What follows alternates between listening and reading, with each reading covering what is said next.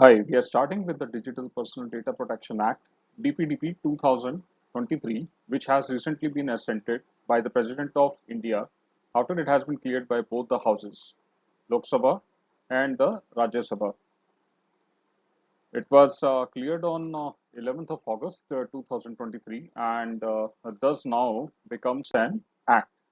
First, let's look at the enactment of the act.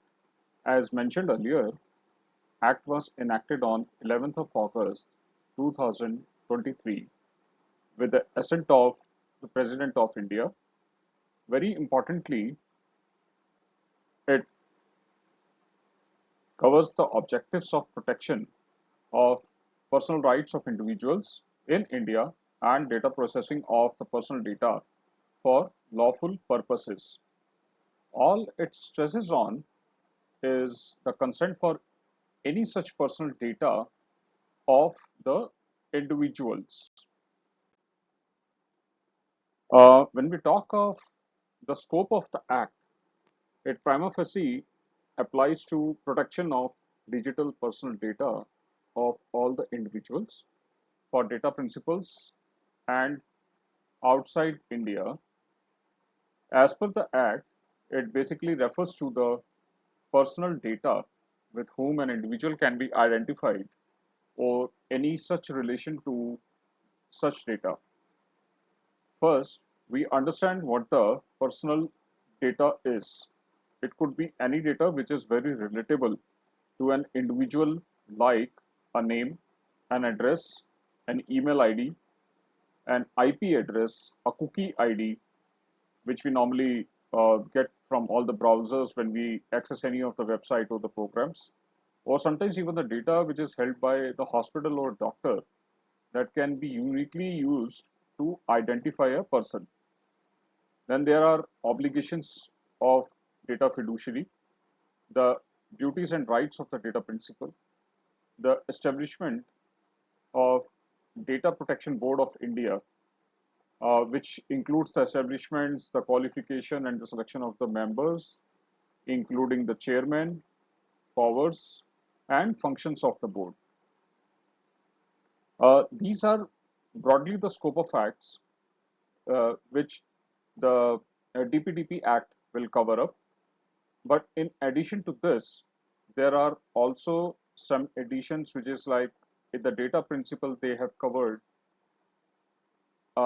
the children and the people who are, uh, physically handicapped or who are not in a position to give the consent to the consent manager. So we'll look into those also. Let's look at the chapter 1, which is preliminary, and it consists of section 1, which is the title and commencement.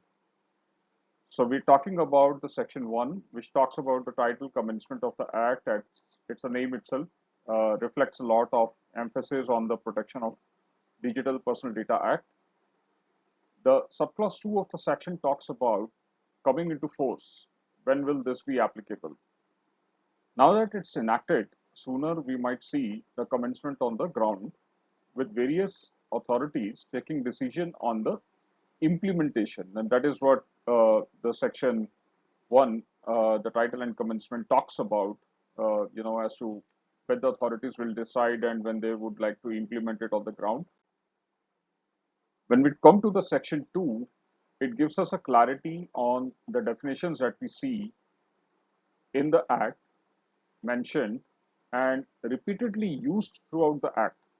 We'll start from the very beginning of the section and look at all the definitions one by one for our better understanding. However, for sake of not moving too many screens, we have collated shorter definition based subclauses together. So we can start looking with section 2 subclause A mentions the term Appellate Tribunal, the telecom dispute settlement in the Appellate Tribunal.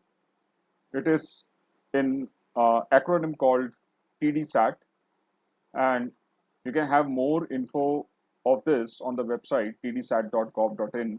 It looks into the regulatory functions, and it is also empowered to adjudicate upon disputes among the service providers or between the service providers and a group of consumers on the matters which are relating to the technical compatibility.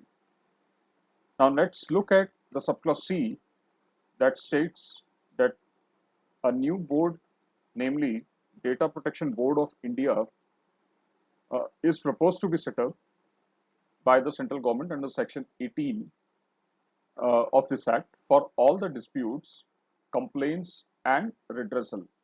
So we have an Appellate Tribunal, which is the TDSAT, which is under Section 14 of the Telecom Regulatory Authority of India Act, and then we have another board which is to be set up specifically for the purpose of data protection board, data protection objective, which is going to be named as a Data Protection Board of India. The section 2B is referring to a term called automated that refers to all the tasks which are carried out without the human involvement.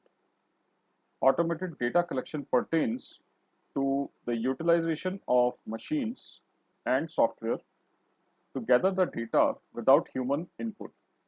Some automated data collection techniques uh, which comes to my mind, they can be namely first the optical character recognition, which is OCR.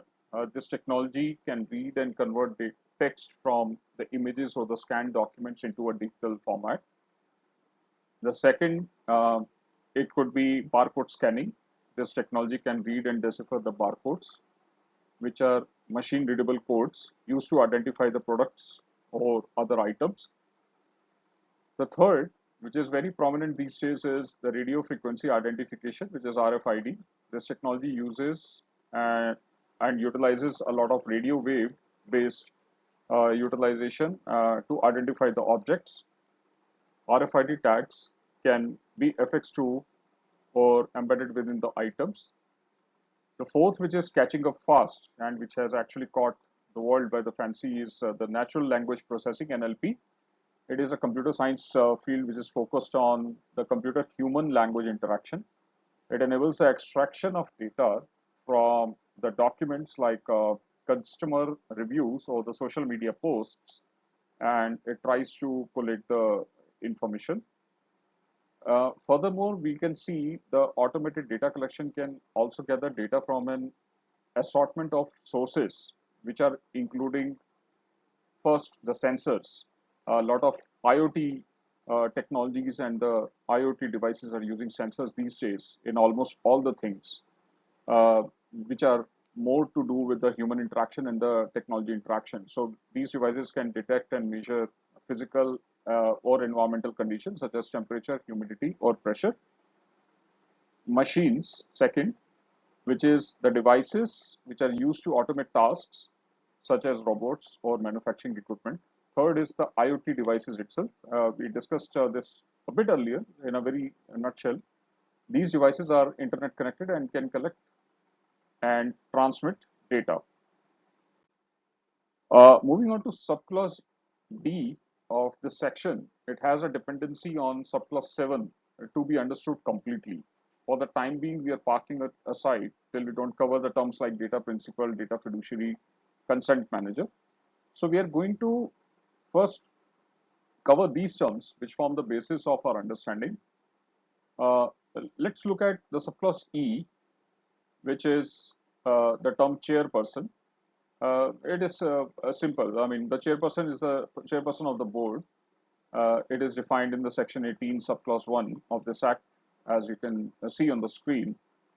Uh, Subclause F clears uh, the word child as a minor, which has been affirmed. This also overrules the definition as in Children's Act 1960, which distinguishes children's age as 16 years for boys and 18 years for girls. Since we are dealing with the technology laws here, it is important to bring uniformity for the users of technology, looking at the maturity and the reasonableness to understand the things. When you're on a technology and a device, it does not matter whether you are a minor or a major. the data is data, a data principal is a data principal, and a data fiduciary is a data fiduciary. So, it is important to collate the data together. It is important to have the checkpoints at each stage so that the data does not go into the wrong hands. And for that matter, I think the child, as the section 2F says, means an individual who has not completed the age of 18 years. And all those individuals which are not 18 years still have been covered under this act. If you're looking at section 2, subclause G, uh, it says a consent manager is a data fiduciary which enables a data principal users to give, withdraw, review, and manage his consent through an accessible, transparent, and interoperable platform. This has to be read in the conjunction with the subclauses 7, 8, 9 of clause 6, which details out a lot of good definitions in there. The DPDP Act also regulates this consent manager by maintaining that the consent manager is necessarily be a board member. The DPDP mandates the use of a consent manager by all organizations that gather, administer, or retain personal data of the individuals in India. The manager of the consent must be one, he should be or it should be accessible to the users, which is able to locate and use the consent manager with ease. Second, transparency. The consent manager needs to be understandable and transparent. Third, and final point here is the consent manager needs to be interoperable with the other software and hardware in terms of technology. Additionally, when we are talking about a consent manager as a person, uh, then the consent manager must allow the users to one, give or revoke their consent for different kinds of data collection, and second, show their history of consent. If they have any queries or issues, they should get in touch with the data fiduciary. I hope till this point we have covered a lot of good definitions here. We should be moving on to the next slide, which is 2H. The subclause 2H, the subclause H of the section 2, it defines data. Now, data is a collection of information or observations that can be utilized to address questions, make decisions, or take action. It can be in quantitative form involving numbers, or it could be a qualitative form encompassing text or image or sounds. Data can be obtained from various sources like surveys, experiments, observations. In the field of computing, data refers to an information that has been transformed into a format that is efficient for processing or transmission. There are diverse types of data. We are looking at some types of data here. First is the numerical data. It can be expressed as numbers such as person's height, product price, or any such number which indicates the useful information. The second is the text data. This type of data is presented as text such as person's name or a product description.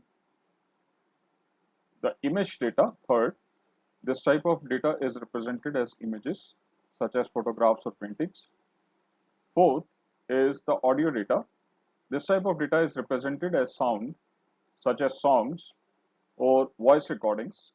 Fifth is a video data, which is very popular amongst the multimedia and the MIME types. This type of data is presented uh, in the form of video, such as movies or TV shows, or these days even the YouTube recordings, etc. If you look at the data fiduciary definition, let's first understand what the word fiduciary means in the legal parlance. As per the lawdictionary.org, the definition says a person holding the character of a trustee or a character analogous to that of a trustee. Thus, contextually, here, this means person, body is person or a body is a fiduciary who is invested with rights and powers to be exercised for the benefit of other person. The DPDP Act identifies a data fiduciary as someone who is in charge of handling personal information. Such an individual holds responsibility for managing, utilizing, and safeguarding the data of other people. Anybody from an individual to a corporate entity who determines how personal data should be processed and why they are being processed either alone or in concert with the people. Some examples of the data fiduciaries which we can look at are number one, platforms for the social media. These sites collect personal information about their users, including their name, email addresses, locations, and so on and so forth. The second could be the e-commerce sites. These sites gather personal information from their users, including name, address, and payment details. To process orders and deliver goods, they make use of this data. The third could be the financial institutions. So these have a lot of personal information of their clients, including their account and the credit history information. To offer financial services like loans and credit cards, they must make use of this data, and for that, they also need to need the consent of the individuals.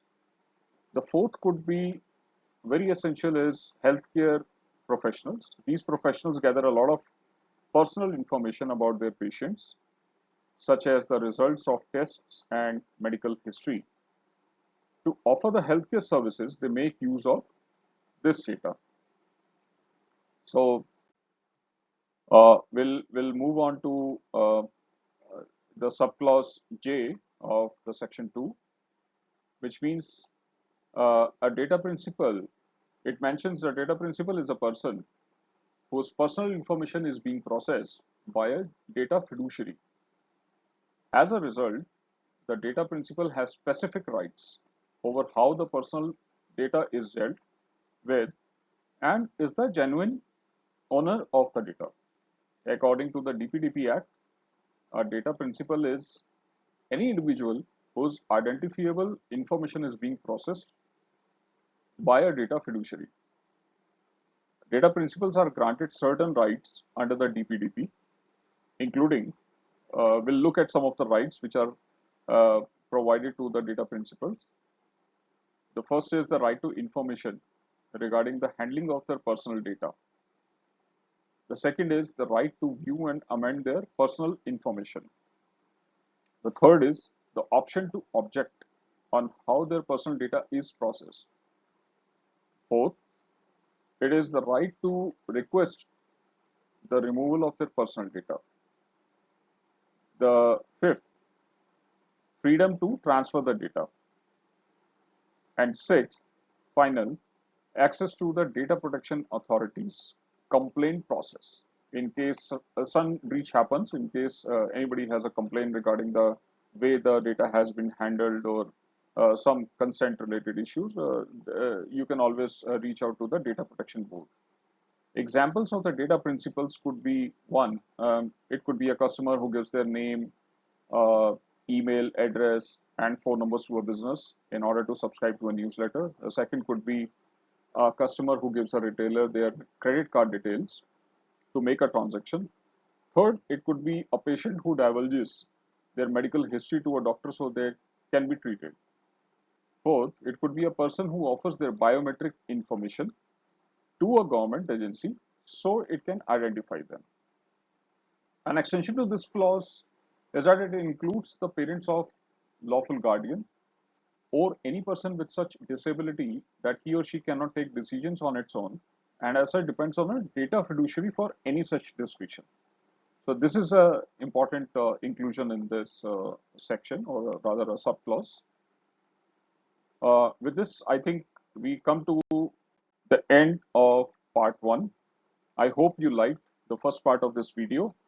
My endeavor is to also cover up the other sections or the other subclauses rather in the section 2 and the uh, sections there and the sections thereof which are going to follow section 2. in this act. Um, I really thank you for watching my channel.